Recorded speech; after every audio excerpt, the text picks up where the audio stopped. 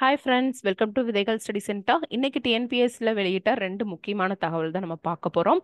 ஒன்று வந்து எப்பவும் போல அவங்க விரைவாக பணியாற்றிட்டு வராங்க இல்லையா, அதுதான் சொல்லியிருக்காங்க.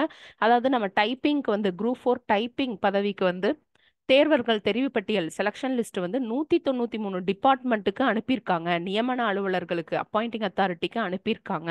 அதுவும் பார்த்தீங்கன்னா கவுன்சிலிங் முடிஞ்ச ஒரு 2 வீக்ஸ்ல 14 டேஸ்ல அனுப்பிச்சிருக்காங்க. தேர்வாணையத்தில் இந்த லிஸ்ட் வந்து வெளியிட்டிருக்காங்க அப்படிங்கிற விஷயம் ஒன்று சொல்லியிருக்காங்க.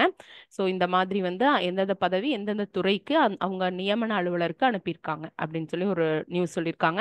இன்னொன்று வந்து combined technical service exam interview போஸ்ட்டுக்கான நோட்டிஃபிகேஷன் வந்து விட்டிருக்காங்க. அதாவது அடிஷ்னல் வேகன்சி வந்து ஒரு 15 வேகன்சி வந்து அடிஷ்னலாக விட்டிருக்காங்க அப்படின்னு சொல்லிட்டு விட்டிருக்காங்க. சரிங்களா? ஸோ அது என்னென்ன கேட்டகரிக்கு என்னென்ன வேகன்சின்னு சொல்லி ஒன்ஸ் பார்த்துக்கோங்க. இந்த ரெண்டு நியூஸ் தான் இன்னைக்கு கொடுத்துருக்காங்க. Thank you friends.